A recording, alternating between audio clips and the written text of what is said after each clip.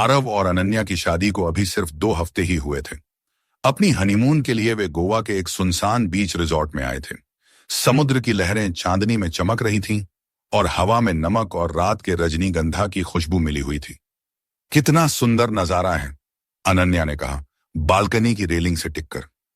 आरव उसके पीछे आकर खड़ा हो गया, उसके कंधों पर अपने हाथ रखते हुए। चांद भी तुम्हारी खूबसूरती के आगे फीका पड़ गया है, उसने फुसफुसाया। अनन्या ने मुड़कर उसकी ओर देखा, उसकी आंखों में चमक थी।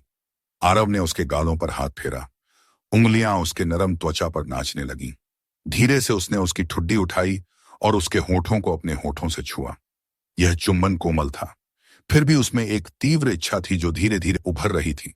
हवा ने अनन्या के बालों को उड़ाया और वे आरव के चेहरे से टकराए। उसने उन्हें अपनी उंगलियों में समेटा, उसकी गर्दन के पीछे से होते हुए। अनन्या ने एक लंबी सांस ली, उसकी छाती उसके पतले सिल्क के नाइट गाउन के नीचे उठी। अंदर चलो, आरव ने पूछा, उसकी आंखों में एक सवाल लिए हुए। अनन्या ने बस सिर हिलाया। कमरे में केवल एक बेड साइड लैंप जल रहा था, जिसने नरम सुनहरी रोशनी फैलाई हुई थी। आरव ने अनन्या को अपनी ओर खींचा, उसकी कमर पर हाथ रखकर। उनके शरीर एक दूसरे से चिपक गए, बीच में केवल उनके पतले कपड़ों का अवरोध था। धीरे धीरे आरव ने अनन्या के नाइट गाउन के पीछे की जिप खोली, उसकी रीढ़ की हड्डी पर अपने होंठों से हल्के चुंबन देते हुए। कपड़ा उसके कंधों से फिसल कर नीचे गिरा। अनन्या ने मुड़कर उसे देखा, उसकी आंखों में विश्वास और इच्छा की एक मिश्रित चमक थी।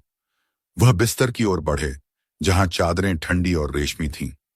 आरव ने अनन्या को चादरों पर लिटाया, उसके शरीर को अपनी उंगलियों से अन्वेषण किया, हर वक्र, हर मांसपेशी, हर संवेदनशील स्थान। उसकी त्वचा गर्म और मुलायम थी, और जैसे जैसे आरव का स्पर्श आगे बढ़ा, वैसे वैसे अनन्या के शरीर में एक सुखद कंपन फैलने लगा। जब आरव ने उसकी छाती पर अपने होठों को सरकाया, अनन्या ने अपनी उंगलियां उसके बालों में घोंप दी। उसकी सांसें तेज हो गईं, छोटी छोटी आहें हवा में तैरने लगीं। आरव, उसने फुसफुसाया।